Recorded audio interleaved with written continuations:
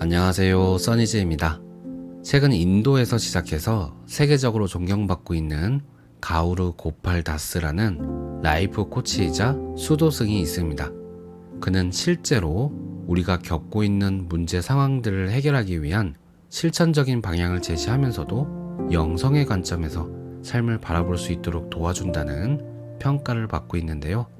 그래서 오늘 소개해드릴 책, 아무도 빌려주지 않는 인생책은 카테고리가 영적 자기계발서라고 소개되어 있습니다. 오늘은 이 책의 나를 사랑하고 타인을 사랑하는 연습 파트에서 안 싸우고 지혜롭게 조언하는 방법에 대한 내용을 소개해 드릴게요. 야생개 10마리를 가진 왕이 있었다. 그는 실수를 저지른 신하들을 처벌하기 위해 그 개들을 이용하곤 했다. 한 번은 그의 대신 중 한 명이 실수를 했다. 왕은 화가 나서 그 대신을 개들의 우리에 던져 넣으라는 명령을 통과시켰다. 자신의 목숨을 구하기 위해 대신은 간청했다. 폐하, 10년 동안 충실히 당신을 섬겼는데 그 대가로 당신은 저에게 이렇게 하셔야만 합니까? 이것이 당신이 진정 원하는 것이라면 저를 개들에게 던져줘도 됩니다. 하지만 그렇게 하기 전에 작은 부탁 하나만 들어주시겠습니까? 제가 10년 동안 당신에게 봉사했으니 개들이 저를 갈기갈기 찢기 전에 열흘만 유예를 허락해 주시길 부탁드립니다. 왕은 대신의 간청을 수락했다. 그 자리를 물러난 대신은 개들을 돌보는 경비원에게로 가서 앞으로 열흘 동안 자신이 개들을 돌봐줄 수 있게 해달라고 요청했다. 아직 왕의 명령을 전해 듣지 못한 경비원은 왜 대신이 그런 일을 하려고 하는지 약간 놀랐다. 하지만 뜻하지 않은 효과를 누릴 수 있게 된 것을 기뻐하며 경비원은 동의했다. 대신은 왕궁에 소속되기 전에 야생동물을 돌본 경험이 있었다. 이후 열흘 동안 그는 개들에게 사랑과 애정을 담아 먹이를 주고 목욕시키고 우리를 청소해 매우 안락하게 해주었다. 열흘이 지나자 왕은 이제 대신을 개들에게 던져주라고 명령했다. 명령이 집행되었을 때 왕과 모든 사람의 놀라움 속에 개들은 대신의 발을 핥기 시작했다. 무슨 일인지 영문을 몰라 왕이 당황해서 물었다. 저 개들에게 무슨 일이 일어난 것인가?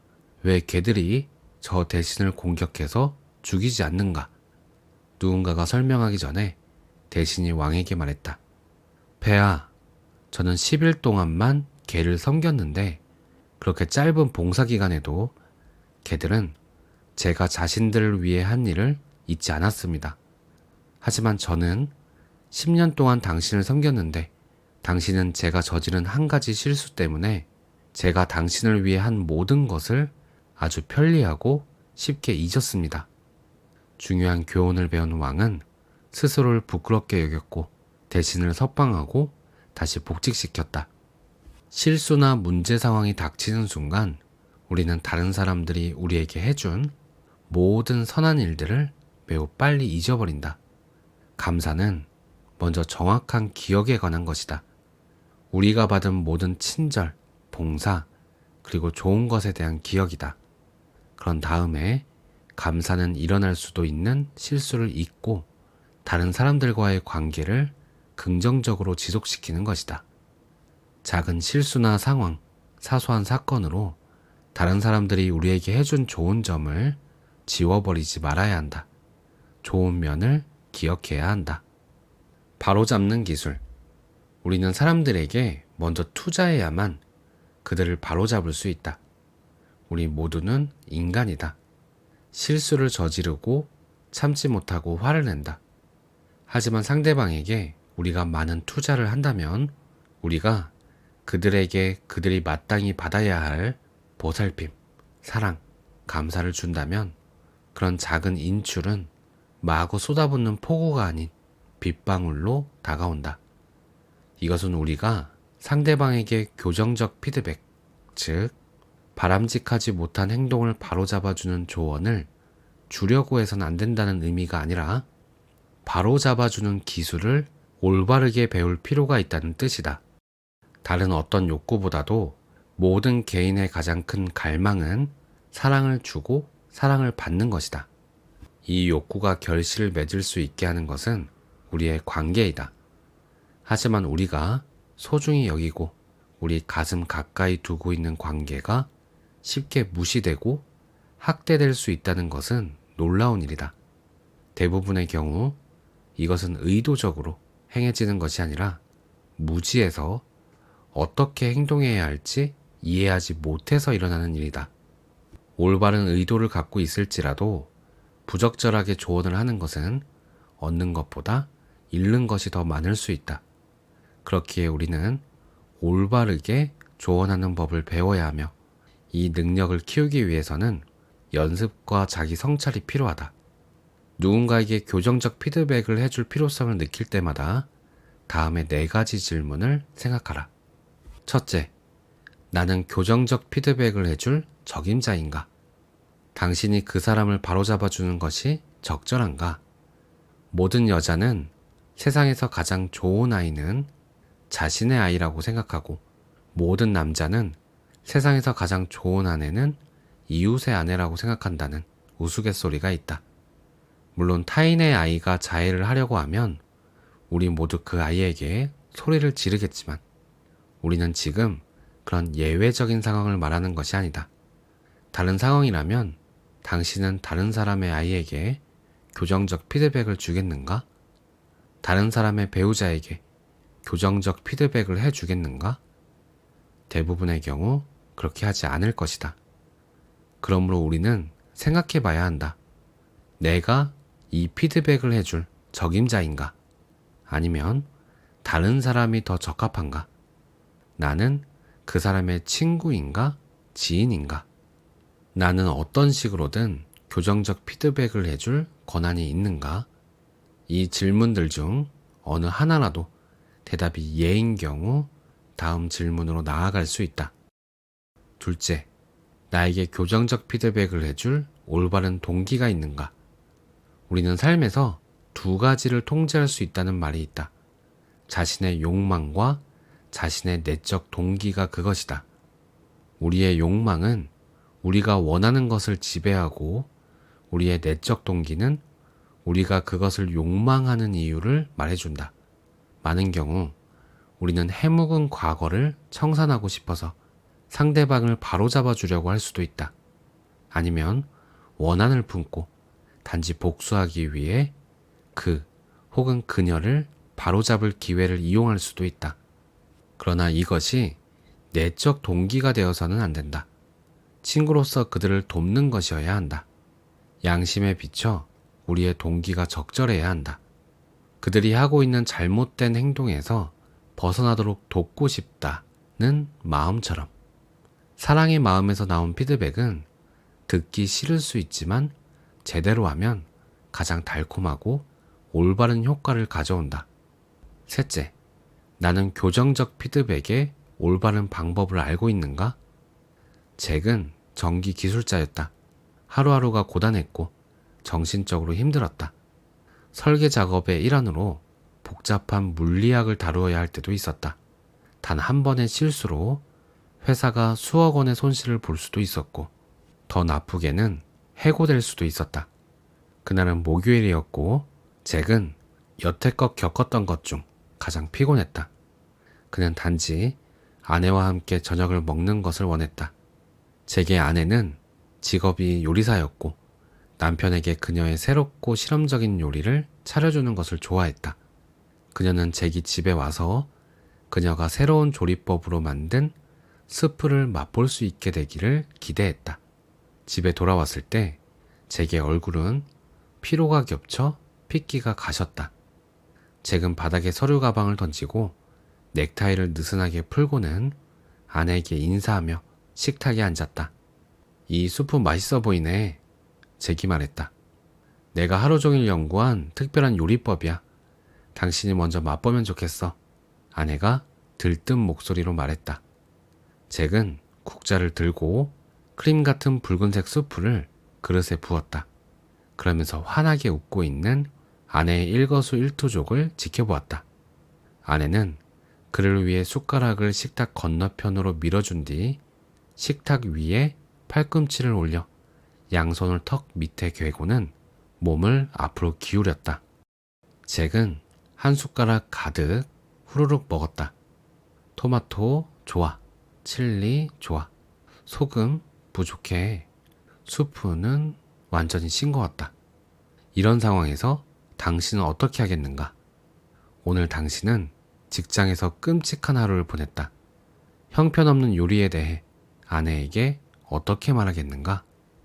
다행스럽게도 잭은 그 자리에서 머리를 썼다. 그는 수저 서랍에서 다른 숟가락을 집어들고는 웃으며 말했다. 당신에게 다정하게 먹여주는 게 정말 오랜만이네. 와서 당신도 맛을 봐. 그렇게 말하며 아내에게 수프를 조금 먹여주었다. 아, 소금을 깜빡했네. 아내가 혼자 결론에 이르며 벌떡 일어났다. 잭은 불쾌한 말투로 아내의 수프를 비난할 수 있었다. 하지만 그러는 대신 세심하게 피드백하는 쪽을 선택했다. 사람들은 대개 회복력이 있다.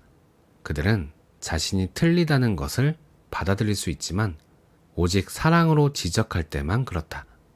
직설적으로 모욕하는 것은 양쪽 모두를 감정적으로 소모시키고 교정적 피드백을 받는 사람은 얼마 후에 신경을 꺼버린다. 흔한 말로 하면 무엇을 말하는가가 아니라 어떻게 말하는가가 중요하다. 우리의 목소리 톤, 몸짓, 그리고 얼굴 표정은 우리가 사용하는 단어들보다 더 많은 것을 설명한다. 넷째, 지금이 교정적 피드백을 위한 적절한 때인가? 내 인생에서 가장 역설적인 순간은 런던 중심부의 소호광장에서 일어났다. 나는 1시간 동안 흠잡으려는 마음 이겨내기를 주제로 강연을 막 마쳤는데 마지막에 한 남자가 다가와 말했다. 강연 고마워요. 하지만 솔직히 말해 별로였어요. 그는 나의 강연과 발표에 대해 좋지 않았던 점을 자세히 나열했고 나는 망연자실해서 앉아 있었다. 잭이 싱거운 수프에 대해 언성을 높였다면 그의 아내도 마찬가지였을 것 같았다. 내가 심혈을 기울인 직후에 누군가에게 가혹한 피드백을 받으니 끔찍했다. 내 강연이 형편없었던 게 사실일 수도 있겠지만 비행기를 놓친 사람처럼 이 사람은 타이밍을 완전히 잘못 잡았다. 만약 그가 며칠 후에 나에게 같은 말을 했다면 우리 둘 다 좀 더 좋은 마음 상태가 되었을 것이다. 우리는 우리의 화를 단순히 풀어놓아서는 안 된다. 먼저 설명해야 한다. 우리가 느끼는 바를 표현할 때 우리는 무례해 보일 위험을 무릅쓰고 그렇게 하지만 사람들에게 우리의 감정을 설명하는 시간을 가지면 그들은 우리에게 공감할 수 있을지도 모른다. 결론은 성급한 사람은 좋은 피드백을 주지 못한다는 것이다.